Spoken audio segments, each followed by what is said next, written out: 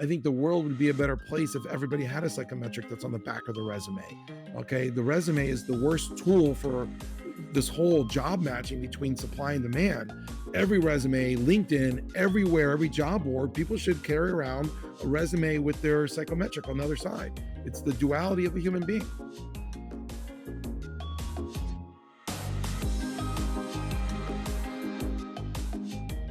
Hello and welcome to Office Libations Unwrapped. I'm your host, Claude Burns. I'm here today with Juan Betancourt, the CEO of Humantelligence. I'm super excited about this conversation. I think it's going to be a lot of fun. Juan, welcome to the show. Thanks for having me, Claude. Yeah. So we started off with quick hit segments, little quick things to get you a little comfortable and learn a little bit more about you. And since we're food and beverage related, a lot of them end up being food and beverage related. You ready? Sure. All right. Coffee or tea? Coffee for sure. Okay. Do you have a favorite kind of brand or type of coffee? Yeah, have you seen the Bustelo brand? It used to be a Cuban brand. Yep. It still is, but it was bought by like Nabisco or something. But a big yellow Big yellow tin? container with red letters. Yep. Okay. What's your go-to work snack or drink? I don't really do snacks during the day. I sit at my desk at 7 and leave at 7 with maybe a 30-minute lunch, so no snacking. No snacking at all. No, but there is a product that I use before I go running. Okay. So there's a ketone aid product that I use every once in a while. If I skip lunch, you drink one of these, you don't eat for like 12 hours. It's the best thing for ketosis. You're like literally drinking ketosis. Okay. Haven't seen those before. Every team in the Tour de France uses it. It is the future of energy drinks. If it's good enough for Lance Armstrong, it's good enough for me. You're retired. Money's no object. Where do you live? I think I'd still live in Miami. Okay. Makes sense. Most people who have all the money in the world are moving here. So it's a great city. I've enjoyed the times I've been there, and it's you can't beat the weather and just gorgeous down there. What's your favorite meal? I'm a dinner guy, and I often prefer sushi over anything else. So raw fish somehow, just I love it. Okay. What's the last book you've read? I would say I read it. It's the second time I read it, but I reread it because it had been 10 years, but I reread it recently, and it's called The Journey of Souls, and it's by a guy named Dr. Michael Newton. Got it. Okay. And it's infinite. All right. So with that, what's your favorite historical figure, dead or alive? Probably Carl Jung, the German philosopher, botanist, and philosopher. He was Albert Einstein's best friend for a reason. Not many people Einstein could go and brainstorm ideas with. This guy was at that level. I even named my son his middle name Carl after Carl Jung. So my son is Ashoka Carl. And so Carl Jung came up with the whole concept of archetypes, which my company Humantelligence is based on people's archetypes and profiles. And so I kind of wanted to help reintroduce Carl Jung to the world. And he also came up with a book called and a theory around serendipity, which I believe in totally, which is basically there's no coincidence. It's like synchronicity, basically. The world and the universe, whether you believe in a God or not, but there is a pronoia where the universe is always trying to help you out in your life, and there's no coincidence, and everything happens for a reason. And you just have to be in the flow to accept those gifts from the universe. One of my favorite courses in college was about philosophy and ethics, and Carl Jung came up many times during that semester. So very, very cool. But let's get to know you a little bit better. Tell us a little bit about your background and your company.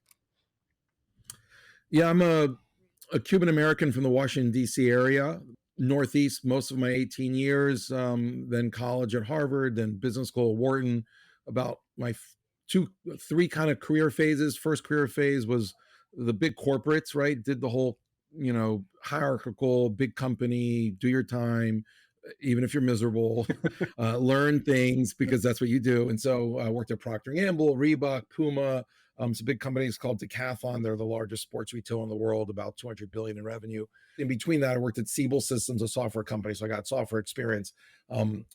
Small company at 100 people. A year later, we were 12,000, 8 million in revenue to $3 billion in just 2 years. So fastest growth of any company in the history of any companies ever. So that was really remarkable to watch and observe. And I truly was just a bystander watching and holding on tight. And then second career was headhunting. I was a partner at Hijack and Struggles. for 4 years and Korn Ferry for 4 years and ran my own search firm. Learned all about human capital and hiring executives for all types of industries and roles. And then I launched Humantelligence for the last 7 years. And that's a company that I'm sure we'll get into around talent management and collaboration. Absolutely. But first, I want to know why. Why'd you start Humantelligence? I've been a connector my whole life, Mm. and I left the US at 22 for 20 years to live in every country, like Germany for 3 or 4 years, France 5 years, Dubai and Abu Dhabi for a couple of years, Mexico, China, Argentina, Brazil for, so about 15 to 20 years living completely outside the US. And I learned 5 languages like English, and I really learned how to connect and understand people, and that made me a better leader. It also helped me recruit and hire better to understand fit. And so after my recruiting 15-year career, that second phase of my career, I wanted to find a way of scaling my superpower of hiring for good fit. And so I found a scientist who had a tool that in 10 minutes, this personality test, picture your DISC or Myers Briggs Mhm. strength finders, right? In 10 minutes, it measured what nobody else could measure in an hour. And so you could give it to large populations of people and get a more predictive understanding of whether you are cloning high performers in any role at a company, like high turnover roles, or if you're guaranteeing diversity of thought for maybe more senior roles, executive roles where you want different thinking. And so I bought this technology from the scientists and built a software product to do recruiting. And now we did great for the first couple of years, scaled to several million. But then COVID hit, we lost all revenue Mhm. because nobody was paying for recruiting Yeah. software. So we pivoted to using the same assessment for understanding each other at work and putting it into workflows like Grammarly, where you could get insights popping up in your email, in your calendar, in virtual meetings like this on how best to understand someone, communicate with someone, write to them, work with them, how teams could collaborate better, how you could be a better leader in your workflow flow at the moment. And so that's kind of how it all came. It started with recruiting and then went to collaboration, and now it's just AI for smarter collaboration. Yeah, I love how kind of your background like all blended together to sort of come up with this company, right? There's a lot of big company experience that you have. There's a lot of software, right? There's a bunch of assessments and sort of culture and fit, and how it kind of combines together, and that sort of like founder market, founder product fit. Really, really interesting, and I'm really excited to get into sort of what human intelligence does for companies. To that point you just made, I literally told my friends when I launched the company, because I'm not an entrepreneur, they said, "Why would you do this?" And I've invested a couple $1 million, my own money, to do this and my collect for my raise for my friends. And I always tell people, I go, this company is literally an extension of who I am. I mean, it's like if you could embody your consciousness into a software plugin, this is the Juan app. I mean, it is crazy how it is me. Any friend from high school or college who hears about this, like, oh my God, Juan, you created you in software form. That's awesome. We had this is kind of a aside, but we had a guest on earlier in the season, and they took their best like SDR and basically made them into an AI. They're like, "What does she do? That's so great. We're gonna take her best practices and sort of turn it into an AI that all our customers can use because she's so great." It sounds like you've done basically the same thing, but out of a full company and not just sort of a product feature around it. So that's awesome. Let's talk about kind of the talent acquisition. You have a lot of experience with recruiting, hiring for companies. I don't think anyone has truly figured it out. What are some of the things that companies are doing that are working, and what are some of the things that companies are doing that are kind of lacking? And how does human intelligence fit in there? Yeah, I think 10 years ago, a lot of companies moved to just investing in an applicant tracking system, whether it was a standalone like a Lever or an iCIMS or a Taleo, or whether it was investing in the module within your HRS platform like Workday, UKG, SuccessFactors. And so that was great. And just getting all the data in one place, managing hundreds, if not thousands of applicants and kind of moving people through the funnel. Then they started to focus maybe 5 years ago much more on candidate experience, where, it's actually not just assuming they know about your company and want to work there, but it got competitive. So they, did everything from videos to outreach and text messaging, which, right to the person the way they want to get written to. So more equalizing of the playing field where you can't just assume people want to work at your company. And I think with the advent of technology and job boards, sourcing has become huge in terms of use of technology. Now, the The problem with sourcing is not only does it allow you to find everyone out there, I mean, literally, when you do a posting on these job boards, you're getting not 100 applicants, but thousands. There are tools that help filter those now thousands of applicants, right, and keep Yep. track of them. But they're all based really on the skills and the what I call the things you can measure that are on LinkedIn or on a resume, what you've done, how long you've done it, where you worked, your title, your level, your scores on tests or degrees and where you went to school. But all of those things are only 30% predictive. Mhm. So they're actually not helping companies retain people longer. You've seen no improvement in retaining employees Yep. or hiring better. And then also the second thing, those so they haven't really improved the quality of hire. But the other thing they've done is create this enormous flood of applicants. COVID let now companies and candidates work anywhere, remotely or hybrid. So now a candidate in a small town doesn't just look at the 12 jobs in their city of 100,000 people. They could do that job across 2,000 jobs in America. And so now they're applying to 2,000 jobs. So it's just kind of like there's more candidates that they have to filter now with technology. There's more companies that you can apply to. So it's kind of like everyone's ghosting everyone. And now, everyone's applying and just clicking it with the one button click. That was the worst thing ever that LinkedIn invented, because now you don't even read job posts. You just click, click, click, click, click. And so it's kind of this horrible 25 character Twitter experience, where nobody ever feels like they're getting responded to. So I think, these sourcing tools are just not making it more efficient. Although people think it is, it's still leading to bad hires because of fit. Because I mentioned that 30% is resume predictive, 70% is really the culture fit with the team and the role, not with the 4 values companies put on the website, but the actual role someone's working. Tools like Humantelligence and other assessment psychometric tools do help with those fit, but a lot of companies, A, don't use them. B, a lot of those tools that are short in 5 to 10 minutes only measure behaviors, and you actually need to understand motivators, or what some tools call values, and work energizers to really find the right fit. And most tools don't do that in a short period. So if you were to give kind of, HR managers sort of one piece of advice on like how do you better source candidates, what would it be? I think they need to look at the data of their current candidates, not temperament surveys of who's happy or not, but performance data. Most companies that are over 1,000 employees do know who their high, mid, and low performers are, and they have the answer right there. Give a psychometric tool, because the answer is not where they go to school, because all those the 100 people they have in that role, with a third doing great, a third doing okay, and a third doing horrible, they went through the great practices that company has vetted for years on how to hire great, and they still fail every year. The answer is in, why don't you look at the behaviors, motivators, and work styles of the high, mid, and low, compare those, and there are tools out there that do that, and you will have, out of like 25 characteristics, the 3 or 4 things that will explain performance for individuals in that role. Now, that's also going to change by geography. Most people don't realize that the high performing barista at Starbucks and the team of baristas at a Starbucks, they could be the best performing team in baristas for Starbucks in Hialeah, Florida, which is a suburb of Miami, which are all Latins from Venezuela and Cuba. Hmm. And they're a great experience for a customer and a great profile for a barista, assuming they have all the right skills, right, Yeah. and intelligence for the role. The right performance criteria would be stop and spend 10 minutes with a customer, grab their baby out of their hands and kiss them and squeeze their cheeks and say, "Oh my God, ay bendito, I love Yeah. your baby. Where are you going to go to school next year?" And have a conversation, and everyone in line engaged, and it's interactive and social, and it takes 20 minutes to get your coffee.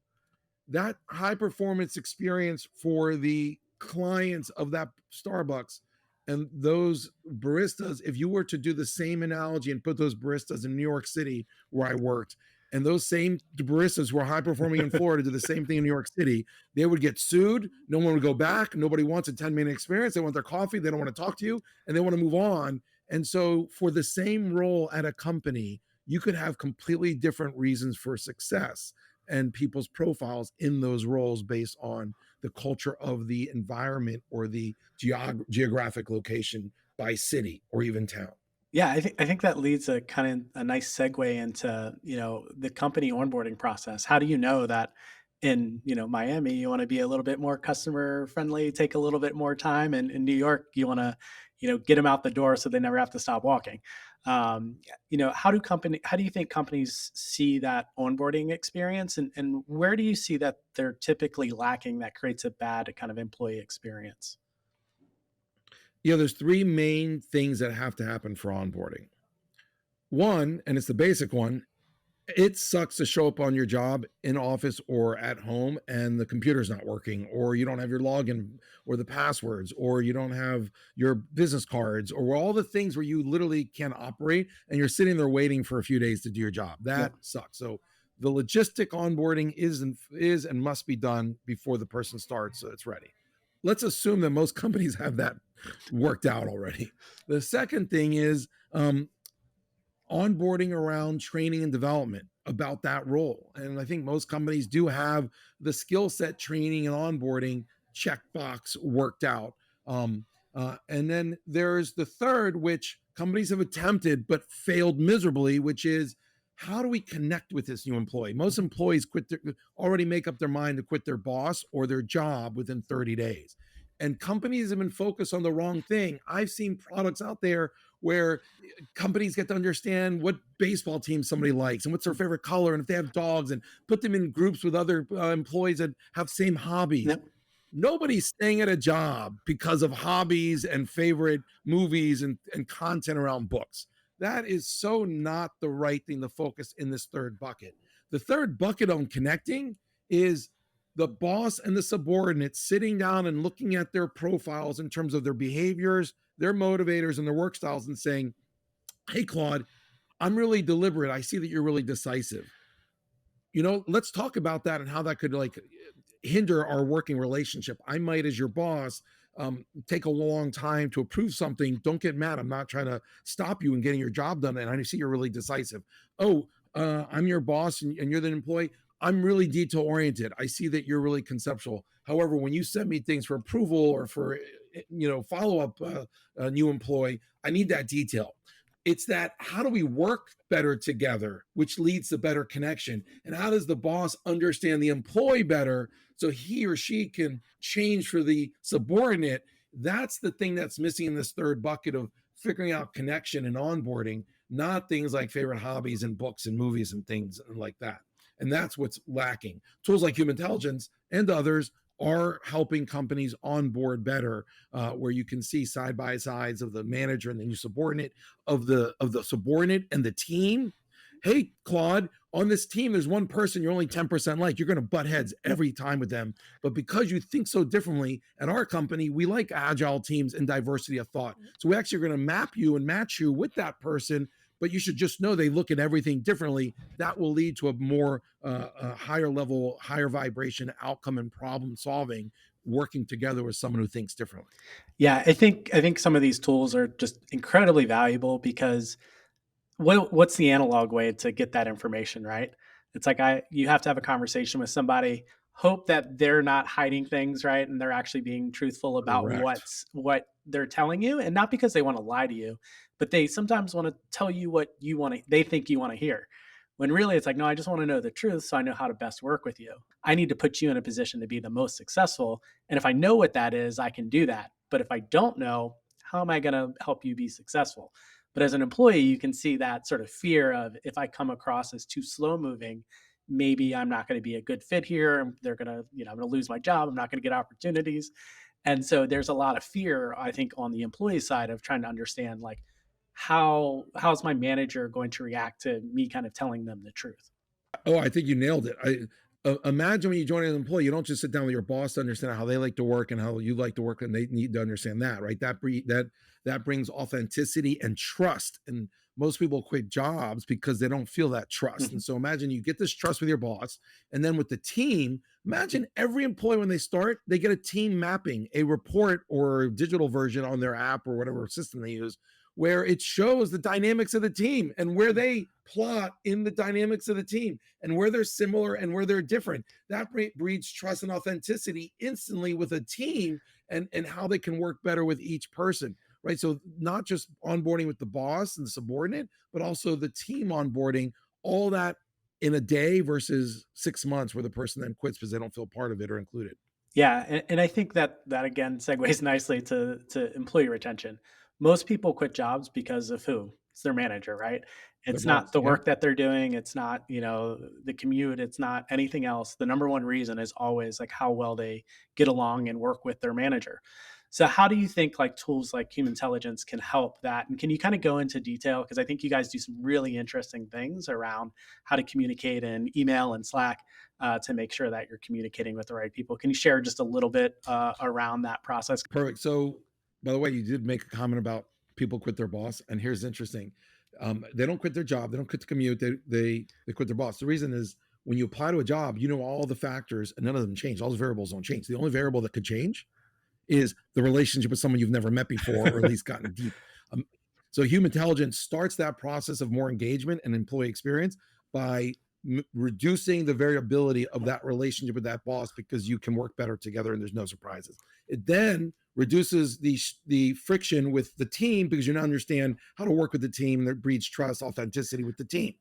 And then where most companies fall short is that employee is now floating in a sea of a company of 10,000 employees where they know nobody. And everybody talks about this kind of like social capital where, oh, well, that's Jimmy. Jimmy's worked here 30 years. He knows everyone. Well, we don't have 30 years for all employees to get to know everyone. So imagine a tool like Human Intelligence, which is given to 10,000 employees on a Monday morning when they purchase the software. A plugin on Microsoft Teams and Outlook is clicked by the IT admin. And now everyone can take a personality test, 10,000 people. And just like Grammarly, that provides insights in your workflows that are surfaced right there about how to write grammar, now you can do four things. One, every email that's written at a company, you write an email, push a button, and AI will rewrite it for any person in that company that you're trying to get approval for or send an email to. And it will write it the way that person likes to communicate, or the way that recipient likes to behave, what motivates them. And if you're doing training with them, how you should send information for training. Okay. This is improved email communication productivity. McKinsey finds that 38% of internal emails at companies cause friction, leading to $12,000 of lost productivity per month. This solves that. A second feature our tool does is for meetings. Grammarly Business came out with a study last month that shows that for every 5,000 employees, a company loses $100 million of lost productivity. Why? Because when you're in meetings with people you don't know at a large company, you're scared. There's no trust. There's no authenticity. People are just kind of positioning, and you don't have any kind of working dynamic that you would get if you've worked well together, like the storming norming type model. Imagine if you can get all that before a meeting, where you go into a calendar invite, click the button on that calendar, and the human intelligence tool shows you the dynamics of that meeting. If they're all deliberate, for example, and only one person's decisive, and how to deal with that. If you're giving training, it'll tell you how everyone likes to receive training and if there's any outliers. It'll tell you if someone's going to butt heads with you, so how to reduce friction in a meeting. And if it tells you if you're going to be working together, training or onboarding somebody, how to share screen and onboard that person better. And then virtual meetings, a third feature. Any meeting in that company virtually, you can kind of see the information right there in the workflow of the Microsoft Teams or Zoom or Cisco WebEx. And lastly, through Microsoft Teams, every leader of a 10,000 person company, let's say 3,000 leaders, see their team dynamics, see a report on how to manage your team, collaborate better, lead better, and how to manage conflict better for that team. So literally in a day, human intelligence infuses emotional intelligence to 10,000, 100,000, a million employees, whatever it may be, something that would take 100 years for any psychometric assessment to do. The old model of psychometrics has been a one and done model where you do a workshop, use it once. Our tool gets used over 300 times a year because it's in the workflow. It's the first AI that all employees use, and it's the first AI that makes work more human. Yeah, I mean that's amazing, and this is my wife's idea, not mine. So I'm gonna give her full credit for it. She has this theory. She's in learning and development that managers a lot of times get promoted from individual contributor roles, IC roles, because they're very competent in their job. Right? They get promoted, promoted, promoted, and then boom, to keep advancing in your career, you have to be a manager.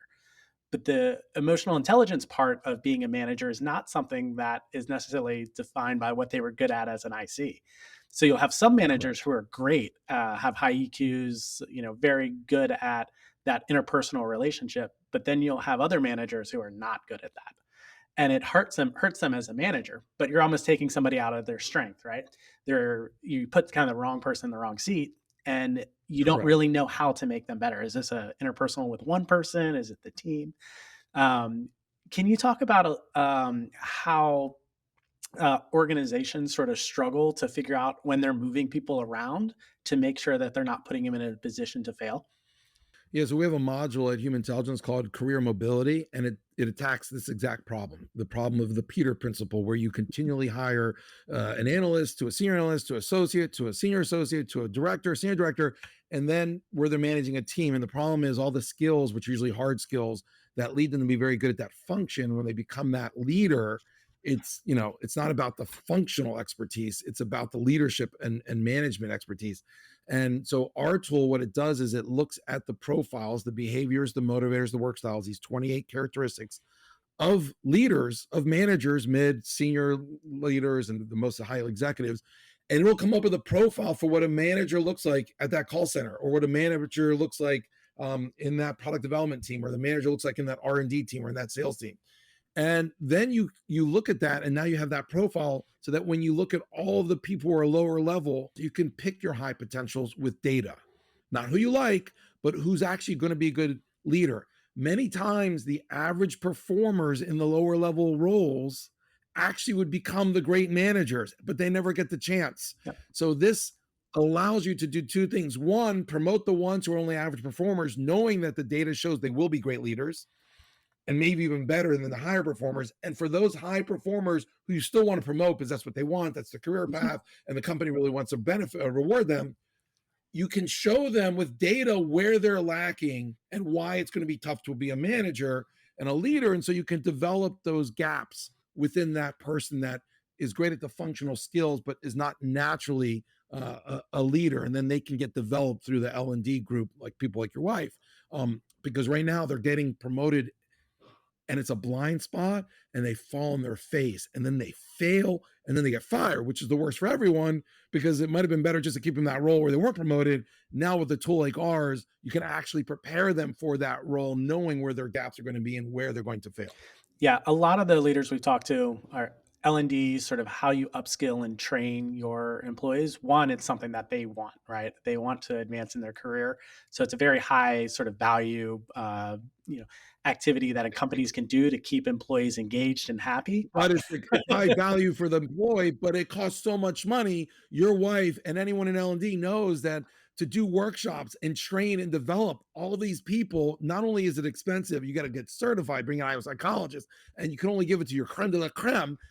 But even when you do all that, it falls on its face because it's used once and never again. When you have a tool like Humantelligence, which does all that without people, where the system's training, developing every day in the workflow, 3 or 4 times a day, it just becomes part of your experience. And like breathing, you become a better manager. Mhm.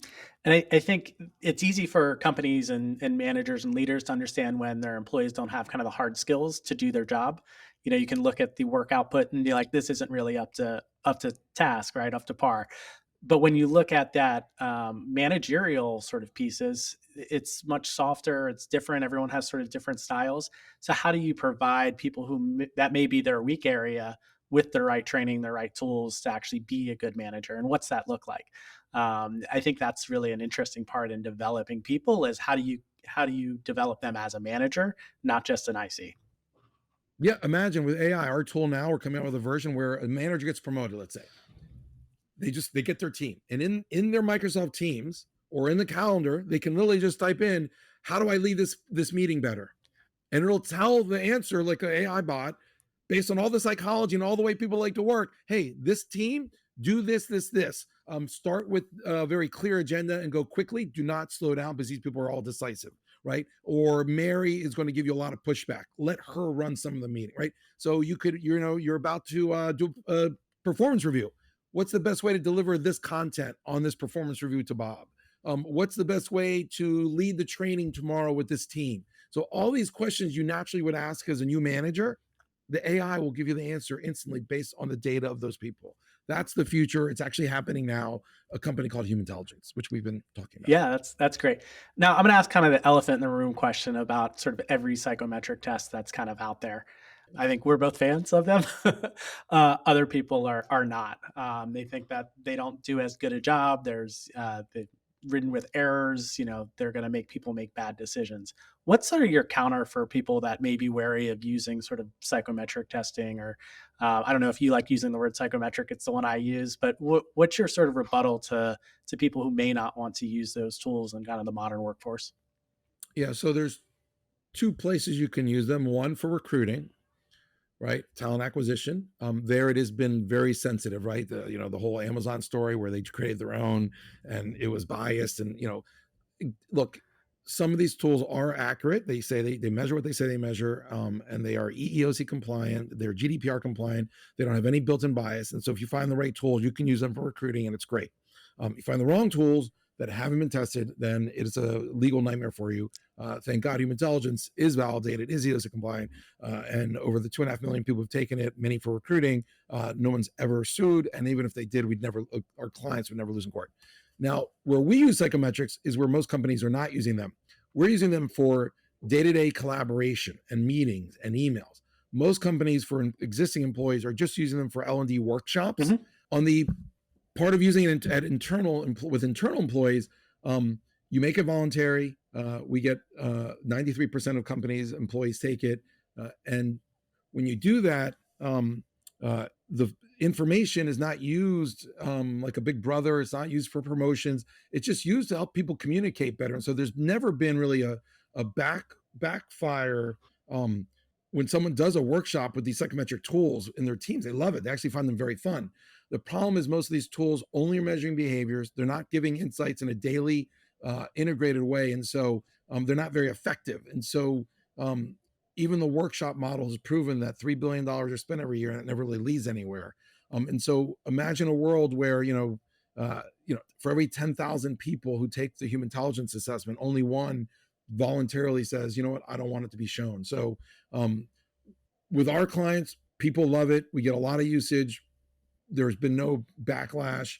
You always have 5 to 7% who don't want to take it because they're just scared of sharing, and that's fine. They don't have to.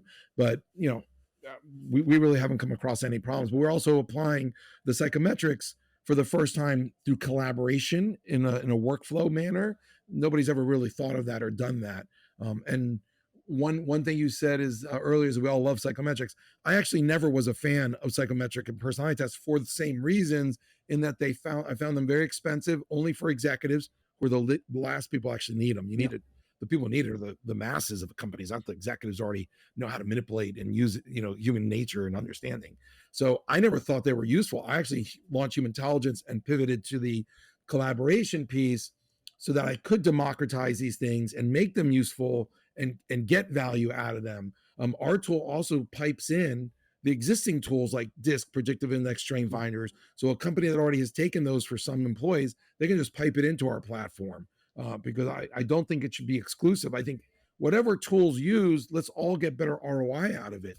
I'm not trying to compete. I think the world would be a better place if everybody had a psychometric that's on the back of the resume. Okay, the resume is the worst tool for this whole job matching between supply and demand. Every resume, LinkedIn, everywhere, every job board, people should carry around a resume with their psychometric on the other side. It's the duality of a human being. I kind of think that when companies think about they want to hire for fit and culture and like values and work ethic and all these things, the hard skills don't usually matter because usually you're gonna have to learn new ones. The world moves so Correct. fast, kind of rare that whatever someone did 5 years ago, they're gonna need today, right? And what they're gonna need in 5 years, which is really a successful hire for most companies, is someone's there for 5 years, right? But that skill that they now know 10 years ago isn't as valuable to them. So you have a lot of data on a lot of different people. One of the kind of, we'll call it fun, is sort of generational differences between Gen Z works versus millennials versus baby boomers. Do you see kind of any difference in your data and how those sort of different generational groups like to work together? Yeah. So conceptually at a high level, every human being's unique, and we try to rejoice in that at Humantelligence. And we tell our clients, you know, you use our tools so that you can come to the understanding of every person. Now, that said, many of our clients do uh, slice the data, the talent analytics module in our tool, once they have everybody take it, and they look at different populations. They segment the millennials, the Gen Zers versus some of the older folks. And they do find several differences. And our tool is great because it shows the companies, wow, this is how we have to deal with or manage or lead or even communicate with the Gen Z population, our company versus the older population. And so, and every leader should manage each employee Mhm. differently. And we do find really stark difference. Some of the highlights of those differences, I won't go through all of them, that are consistent across companies. The younger the person, the more concise and decisive they are.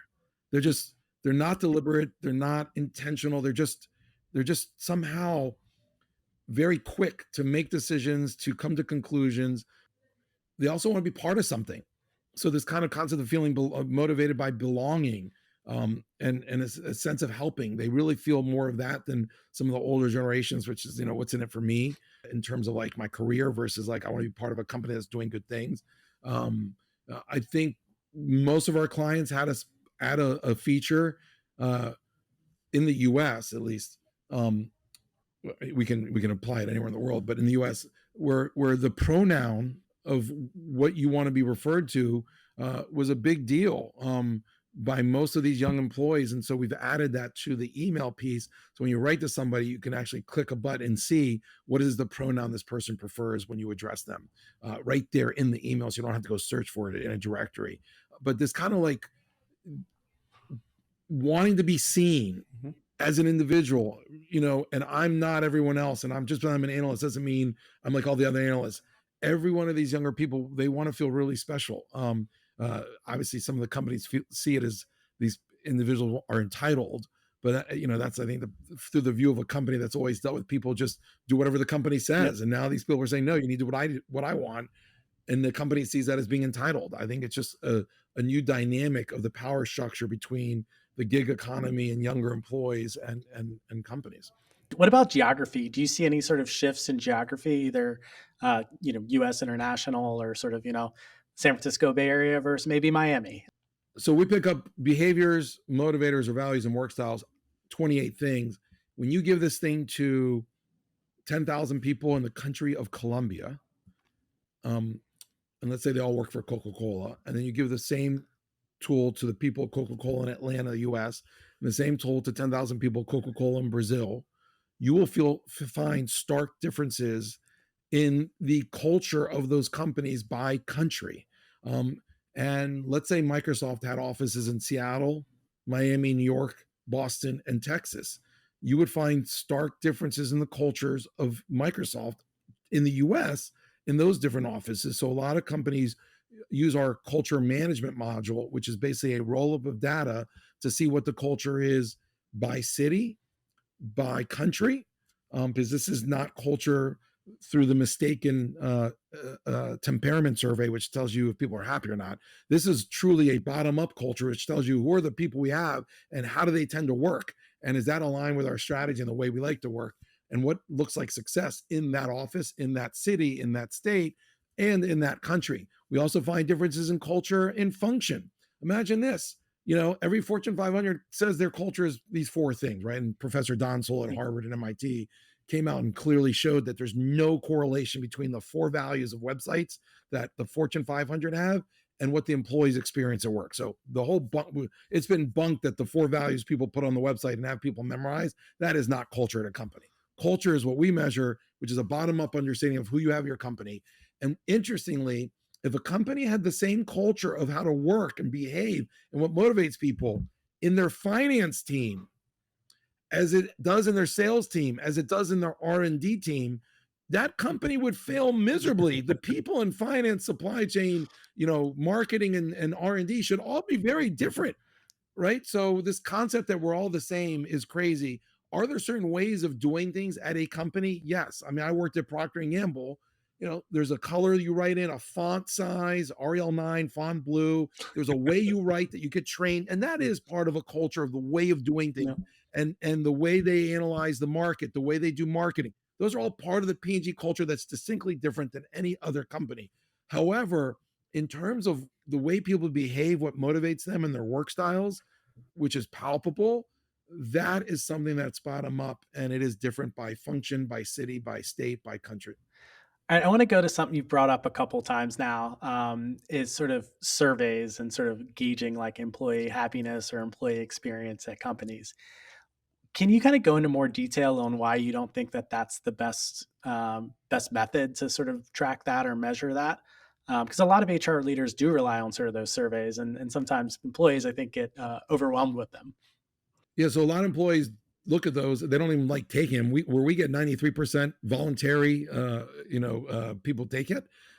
Employee surveys around are you happy and what do you like and don't like and what do you think about our culture, those get response like 40% and they're mandatory. I mean, people are terrified of those things because they get nothing out of it, and the company often doesn't do anything until 6 months later, and by then that person quit the job or already found a new one, right? And so look, those are great tools to understand where there's pockets of misery at your company and who's unhappy, but they're purely temperament. They're not going to tell you about your culture and whether you have the right people in the right jobs to achieve your strategy and goals. So great to know what's not working, but it's like, someone comes in the ER, it's a diagnostic. Oh my God, it's their arm that's broken. But those tools don't tell you anything on how to make it better. Tools like ours is what you would put in play after you know that people are unhappy, or after you know you're not getting results and achieving in a certain function or geo what the company wants to achieve, because the tools that we have tells you why you're not performing. Oh, you have a restaurant, all the franchisee of Dunkin' Donuts in California with 3,000 stores, their net promoter scores are really low for clients, and they're losing. They're going down in sales. The rest of the country is going up. Why is that? Oh, well, all the employees are happy. They're the highest paid Dunkin' Donut employees in the country. That's so weird. So that's another fallacy of employee surveys. You could actually have really happy employees, yet performance going down. Mhm. So in this Dunkin' Donuts example, people are getting paid the highest salaries ever. But guess what? When you use Humantelligence, you realize that all the people who got the jobs at those Dunkin' Donuts, they applied because of the salary. And they're motivated by money, Yeah. not by belonging, sense of team, or service. They're hiring wrong. So even though they have a high engagement survey and people love the company, they're making tons of money, the performance is horrible because they're not the right people for the job of a service job like a restaurant, right? And we find that with all of our clients, that they think that they can just, hire people for something and make them happy, but then the performance drops. Another example of why engagement surveys are complete bunk is if you took Microsoft and you took Apple, right? These are the two titans of competition when it comes to the people who work at Microsoft and the people who work at Apple. They are completely different people, right? Microsoft are like more linear, they're structured, they're kind of the geeks, like that famous ad commercial that Apple did once. Whereas Apple are like creatives, and you even see it in the products and the way you use their products, right? Apple doesn't tell you exactly what you need to do. You got to go figure it out. It's like a creative solution. Where Microsoft is very linear, and you know exactly what you're happening, right? Well, guess what? They both do the same engagement survey company, product vendor. And they both have 30% of employees who are super engaged, love the company, recommend it to a friend. They have 50% who think, it's just a job. And then there's the 20% who are totally disgruntled because they thought they get free products and they just joined because of the brand and they want to quit tomorrow. Well, guess what? Microsoft and Apple have the same exact engagement survey results. You couldn't have two cultures more different. So this idea that engagement survey actually tells you something about the culture that's leading to your products and services and how you interact with society and customers is a complete bunk. I mean, it's a good luck using those things to improve your company's performance. Question for you, Juan.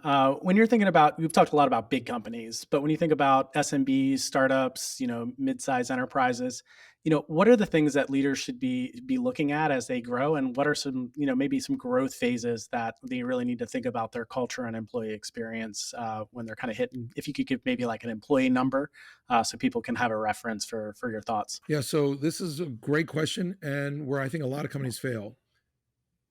All the research at all the top business schools show that the challenges and therefore the culture and what's needed from those both skills, organizational structure, and the types of people you hire are very different when you're launching a product from zero revenue and it's kind of an idea to get to 1 million, 1 to 2 million. And maybe you have 3 to 20 employees.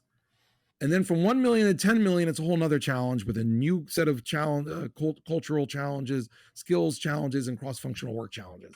And then from 10 to 100 million is another change, and the companies and leaders need to look at. And from 100 to a billion. I was blessed to have worked with a guy who actually put that into play, Tom Siebel. I was there at 8 million, so I missed the first phase. And he had a CFO. And the CFO that got him from 1 to 8 million, he degraded him, whatever, from CFO to VP of Finance, or SVP of Finance, and brought in a CFO above him who had gotten a company from 10 to 100 million, grew to 100 million, and then that person he downgraded to an EVP. The other guy stayed at SVP, and they brought a new CFO, and that CFO was then let go when they got to a billion. They brought another CFO because at each of these, and he did that with every single functional area, and I found it fascinating. Because Tom knew, because he had done it at Oracle, he was employee number 4 at Oracle and got them to $50 billion. Tom knew you needed those changes.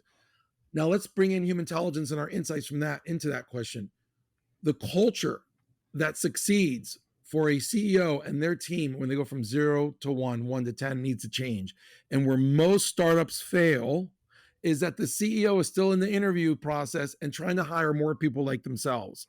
And many of them, on the exit interview for the 999 of 1,000 CEOs, why do you think you failed? They mistakenly say, because we kept growing and we weren't able to maintain the same culture. No, the problem is they actually kept the same culture, which is not applicable to the problems and challenges and organizational structure you need when you go. But it's very hard for 10 people who've gotten from 0 to 1 million to interview 5 people and say, hey, who do we like the most? Well, let's hire the one we like the least. They all can do the job. They all have the right skills and resume. Let's all hire the one none of us got along with because we need a different way of thinking. This is a challenge that leads to the failure of all or most startups because they're still hiring for more of the same through who they like and subjectivity, and not data like ours that shows them that they're only hiring more of the same. Hey, you need to have more diversity of thought in this new phase. You need more structure. The creative startup culture of this organization where everyone's motivated by new things, flexibility, and variety, which is great. It juices a team. It's really exciting. We'll bring in the process linear continuous management person at 1 million where they're trying to put structure and process in. It's going to rub everyone the wrong way. They'll get fired within weeks. But no, that's what they need. This is the biggest miss of companies at every phase. Yeah, totally. And it's something that I think companies, when you watch their growth trajectories, you see that they find that the people that got them there aren't the people that are going to get them to the next level. And it can be very, very challenging, especially for entrepreneurs that have that person was there for you, right? From 0 to 1, but they're not going to be there. They're not the right person to get you to 10 or to 100. It's hard to do that at work, to get rid of people. Now, what helps it if you have data to show, hey, look, everyone, we've been doing this for 5 years. We're all the same. Maybe we should hire differently, even if we don't like them in the interviews. Right. Because the data says we need to. Yeah, you at least know it's like, well, this isn't working. Let's try something else. Without data, it's hard to know because you have no baseline for what is different. So you can't even do it if you wanted to.